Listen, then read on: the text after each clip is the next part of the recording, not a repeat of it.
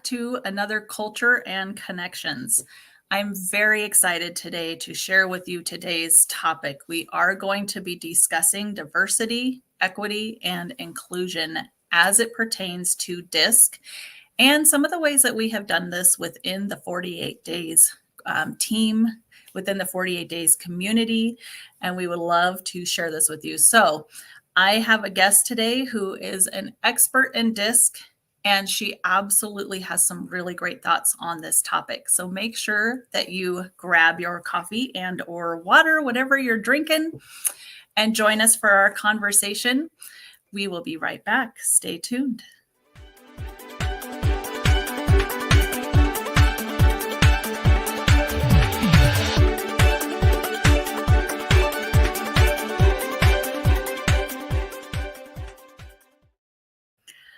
All right. Thank you for joining us again for Culture and Connections. I absolutely love bringing the experts that we get to bring in to share with you. And today, this is a topic that can be somewhat heated. And I absolutely love Ashley's take on this topic with DISC. So I am super excited to bring to you our Chief Inspiration Officer, also our head of family relationships. Ashley Logsdon has been on several times, and every time it is such a great conversation. So please join me in welcoming Ashley to our interview today. Yay!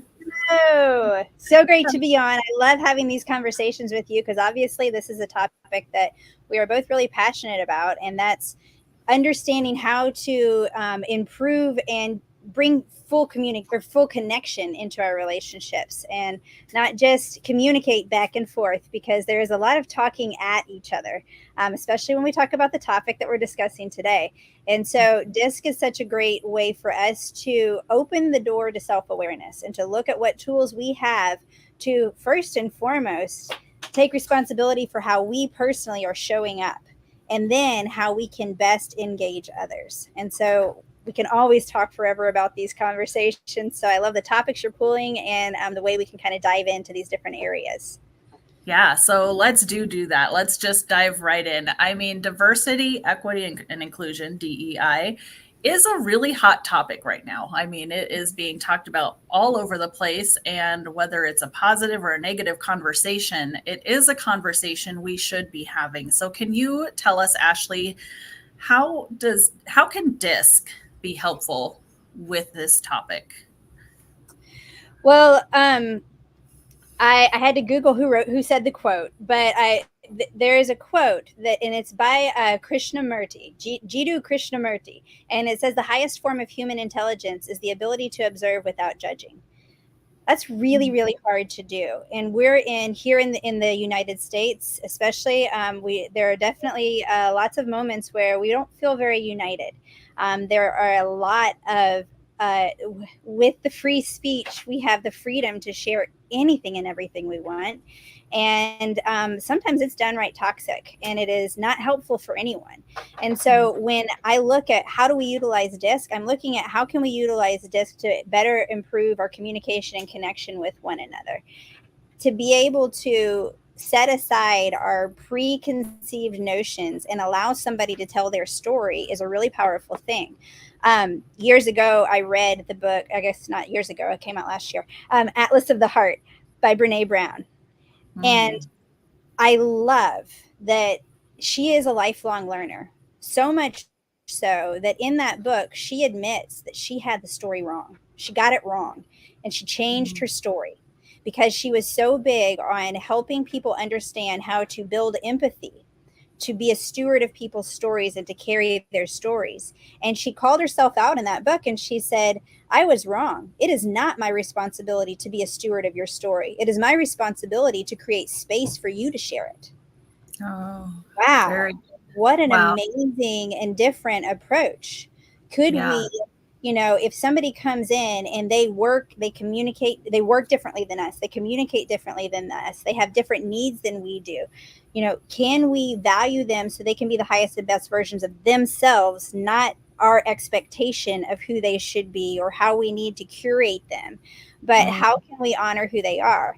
And it's a hard thing to, yeah, to not come with those judgments to begin with, but to find a common ground, the first thing is simply seeking to understand. So it's just pulling back and asking the questions. And when we can utilize discs to figure out how to ask those questions, how to make people feel supported, we have people that are coming, who are coming to a conversation with a willingness to go deeper, as opposed to already with their defenses up and yeah. ready to fight. I love that because so much of what we've talked about this year with DISC is being able to create a safe communication space. And I Right. feel like that's kind of what I'm hearing you say. It's not our job to tell somebody else's story, it's our job to create the space so that Hmm. they can share it. So I love that. And I think that's a great way for us to dive into how are the different personalities going to feel safe to share who they are, share their story, speak up for Yeah. themselves. Well, and I'm gonna pitch another book here. So Oh, I've been good. reading a lot of books, and I just finished a book, and it was actually my husband first read this book when he was doing real estate with a team, and the whole team would go through these books together and then study it, like talk about them, and it was such a great way for everybody to just grow in their personal development. So first off, super cool that this real estate team had a book of the month that they would go through together that was for personal development and enrichment. And of course, Amazing. yes, it helped them on the job. I mean, it definitely helped them. And so this one, thinking in real estate especially, it's called Fierce Conversations. So Susan Scott wrote this book. I love to bookmark things that are important to me in books. And it's talking about how you can overcome barriers and have meaningful communication and Mm, increase clarity and handle strong emotions on both sides of the table. And so before I dive into how they all feel safe, the the kind of the main core of the book talks about going through the mineral rights, and the model was named mineral rights by a workshop participant who suggested if you're drilling for water, it's better to drill 100-foot well than 100 1-foot wells. It's mm, talking about the power of going deeper in conversations so that things really do get done or to get completed. And so thinking about that, you want to interrogate reality by mining for increased clarity, improved understanding, and impetus for change. And so there are 4 steps. Number one, interrogate reality. It is what mm, it is. Are we willing to admit what's not going right? Are we mm, willing to admit that this is not sustainable? I just had a client recently, a company that came to me that said, I have a key player in our company who's experiencing burnout. I recognize that we're on the end of a tipping point here and we've got to do something. Are you willing to have those conversations? mm, 2, provoke learning. mm, Are you asking, can you help me understand where you're at? What's going on in your world? How are you feeling? 3, tackle tough challenges. How are you mm. going to be tackling those things, and how are you going to create a game plan to make it happen? And then 4, enrich relationships. So whenever we're going to have a conversation with somebody, I'm going, okay, can I interrogate reality? Can I provoke learning for both of us? Can I tackle the tough challenges together with them? And can I enrich the relationship by helping them to feel heard in the process? So good. Oh my goodness. And I think if we all had those kinds of conversations more regularly, oh my gosh, what a Yeah. change.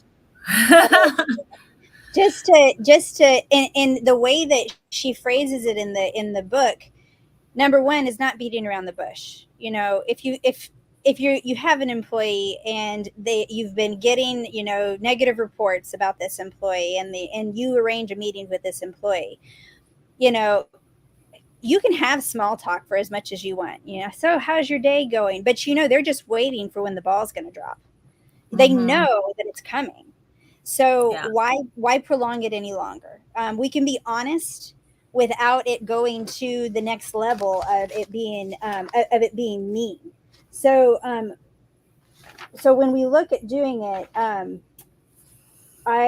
let's see. I lost my thing or my other note on it, so I won't do that one. But it really is. It turns it over to asking the question of the person, so hey, I'm so glad that you took the time to meet with me today.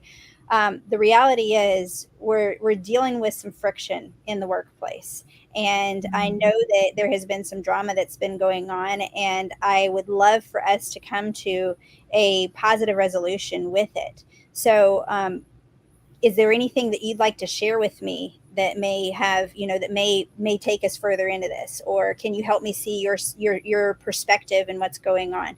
There's some ways that you can kind of open the door for the conversation, um, Mhm.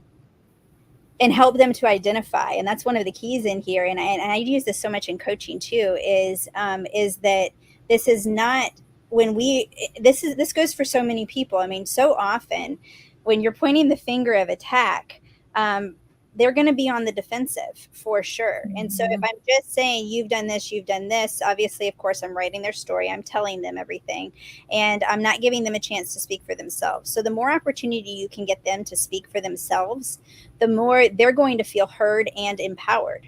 And you Mhm. can do this so often by asking powerful questions. Powerful questioning helps people to come to their own conclusions. And there's some great examples of how just simply her asking questions to somebody helps them come to their own conclusion. Do you believe this is the most important issue at hand right now?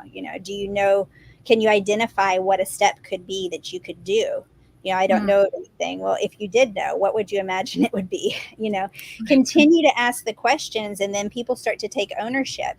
And when we start to take ownership and responsibility, we can feel in control.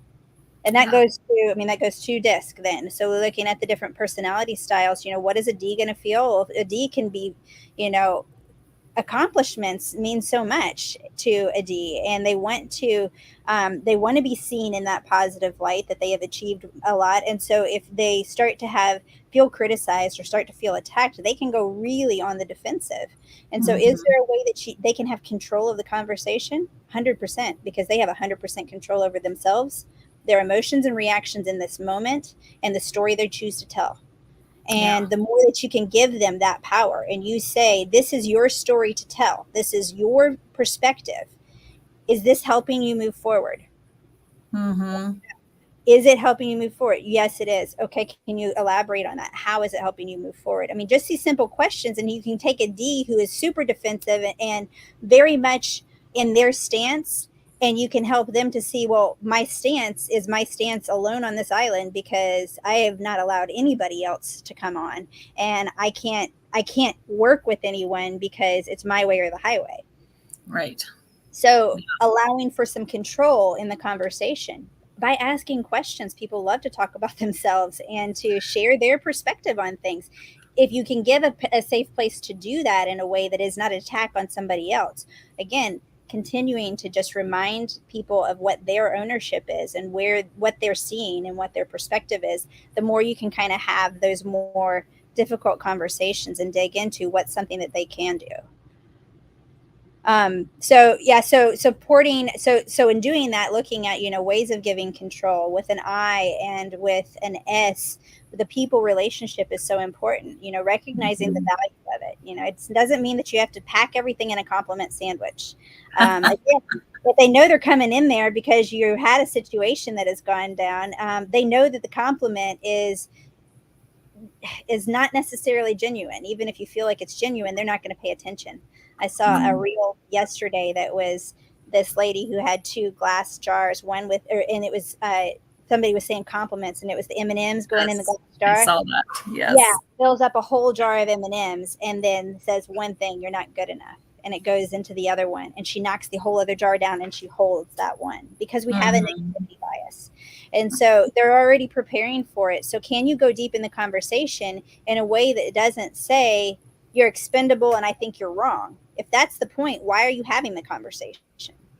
If Yeah. you are willing, if you're going to go through, how am I going to be inclusive? How am I going to give space for everyone in here and truly hear them out? You've got to give them the platform to do that. So, as a leader, that's part of our responsibility, is to be able to open that space for them. And so, having a conversation that opens the door to the discomfort. Says, okay, I know this may be a hard topic for us to discuss, and I'm really, my desire is to create an environment that your team brags about. There you go.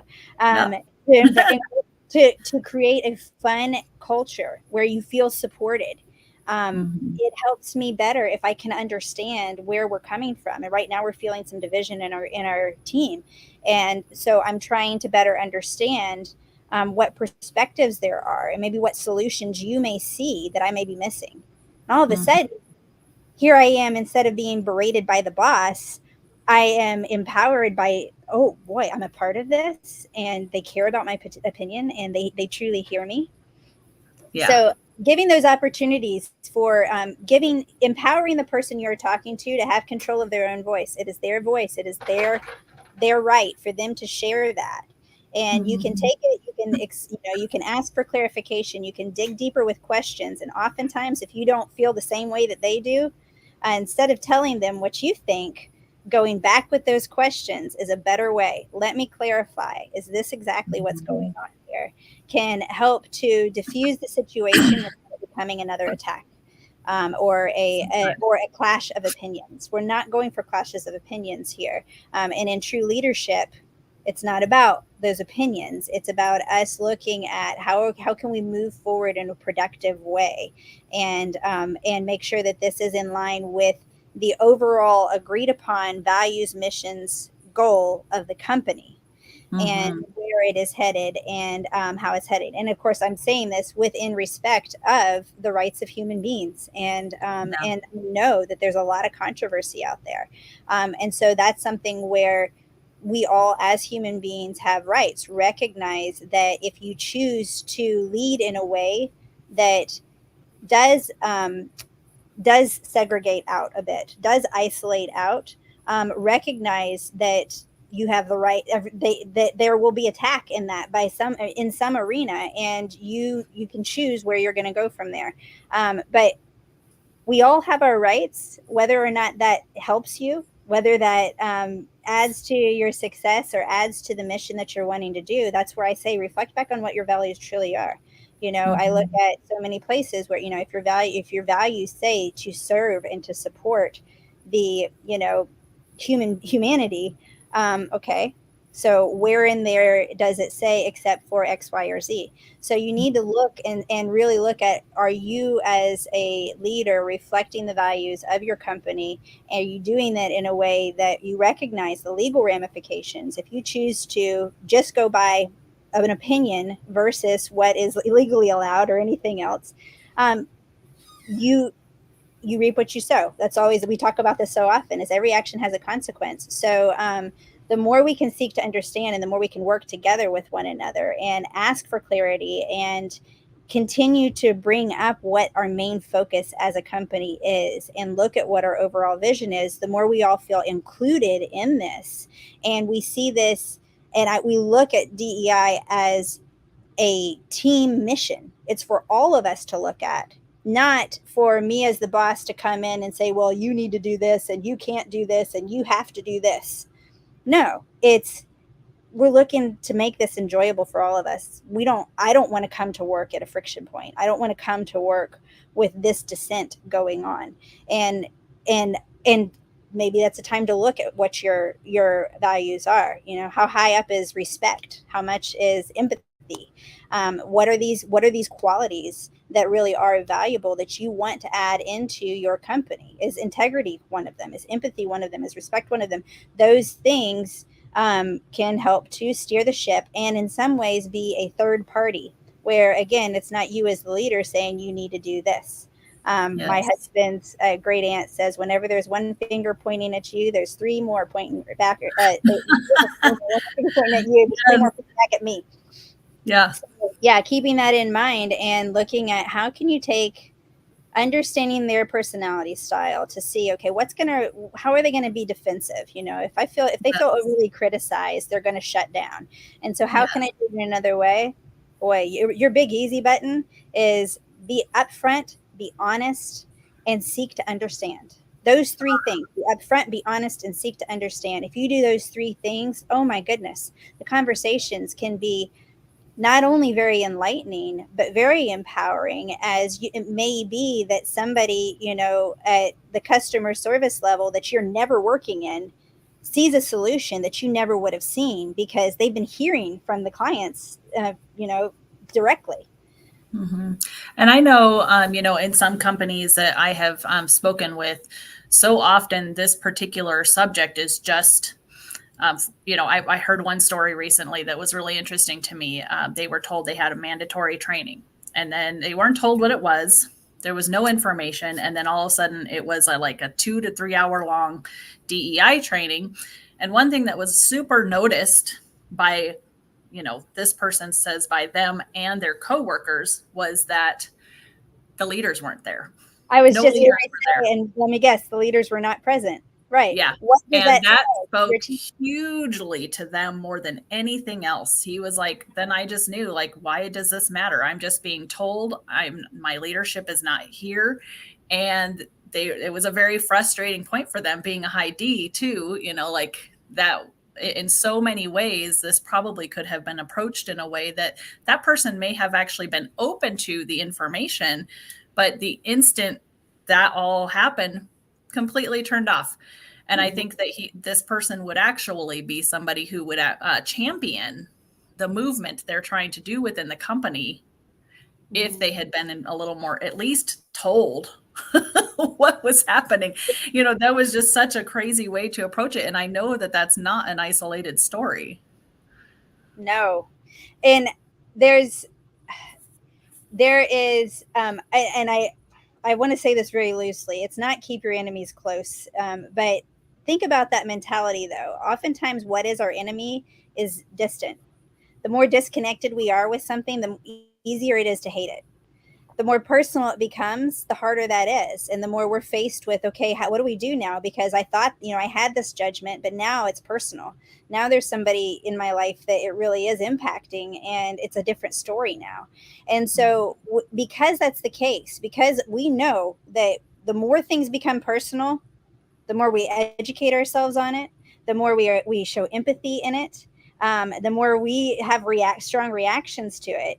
If that's the case, then as a leader, it would behoove you more than anything else to get real close and personal with those people that are working with you, because Right. they are advocating for your company. They are Yeah. the representation of your company. And the further you are away from that, the less you know how that's represented and how much you are, pitched as the enemy. I know of Mm. so many times where I have heard, the drama and the gossip and all the bad talk. And yet it's, nothing would be said to each other's faces. And sometimes they're so distant, they don't even know the people. They just know, the big man upstairs who's supposedly this big jerk that they want to stay away from. And it creates conflict without there ever even necessarily being there. If Yeah. there is any hesitation, if there's drama, go to the source. um, Yeah. the best thing, again, be upfront, be honest and have integrity, and seek to understand. And when you can do those things and you're not looking around trying to cover your own bases because of anything that has to do with dishonesty, you can lead very effectively. And Mhm. so, yeah, and that's what we're speaking to here. We're speaking to you leaders who care about DEI, and who recognize that in order for me as a leader to be successful in my business, I have to have the people who are working underneath me, that are working as my employees or as staff or whatever. I have to trust them enough to convey a good image of this. Well, Yeah. get to know them. Get to know them and take that time to actually put a name to a person. They're not just a number. They're not just disposable, but they're a value to the business, because that's where that money is coming in, because that person is working there and this person is working there. And the more that we can give people the stage to share their own story in a way that then helps them to see they are a part of a team, that's the way that we can, have the uniqueness in each of us strengthen all of us. I love that. Yeah, it's so much about communication and creating that safe ability to do that, right? Mm-hmm. And personality is such a big part of it. If you are speaking Greek and they're speaking Hebrew, Right. it's not going to work.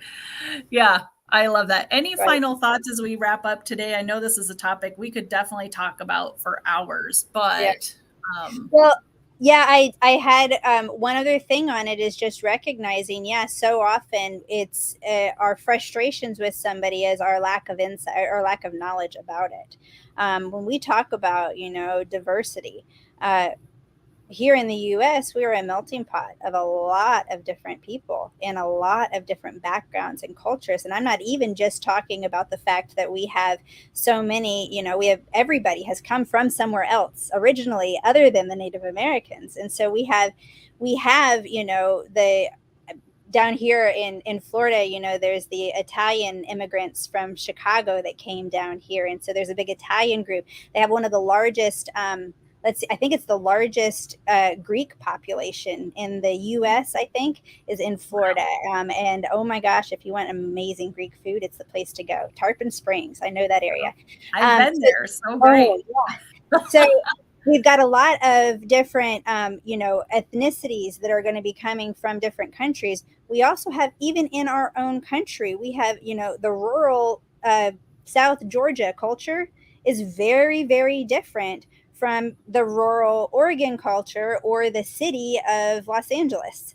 We have a Mhm. lot of different cultures that we are taking into account. People are coming with their upbringing, their trauma, their environment, their socioeconomic status, whether or not they're dealing with health issues. There are so many things that variables that we got to take into account when we want to figure out, okay, how can we all work together as a team? So leaders, don't take that responsibility on your own. Ask. You don't Yeah. have to write their story. Ask them their story, let them share, and it may be that their little part of culture could be a really great asset, that you learn something different, and you all end up learning about a different culture together, or looking for where are the positives, or what's the lesson that has been learned, where it may be an epiphany for that person, where all of a sudden, as they're explaining their story to you, they see the good in it, or they see the Mm. lesson that's going to let them go further. So Yeah. seek to understand, for sure. I love that. I love that. And I think the more conversations you have with people with different backgrounds, it's so always fun to me to see how we have things that are very different, very, very different, but yet a lot of things that we have in common. And it Mhm. just always like, wow, you love that too? Oh my gosh, so do I. And so there's so many ways that we can have such great commonalities, and yet we can also celebrate each other's differences and love Yes. that. Awesome. Well, listen, thank you so much for joining us today, Ashley. And I want to say, if you guys would love to know how you can use DISC to utilize more conversations about this topic, DEI is what it's usually called, diversity, equity, and inclusion, we would love to share that with you. It is such an important topic, and one that I feel we could do so much better at. And Yes. there's a lot of opportunity out there. So definitely you can reach out to me. You can go to our website, which is 48days.com/disc disc assessments for business, and that has a dash in between all the letters. It should be in the video or in the video description. But do feel free to reach out. We would love to have this talk with you. If you're a coach looking to add this into your business, we would love to talk with you about that as well. So do reach out. We love these conversations, and we would love to have them with you. So thank you so much again, Ashley. Yeah. Until we'll actually be back on Wednesday. So Yeah. until then, live creatively, friends. Bye. Bye.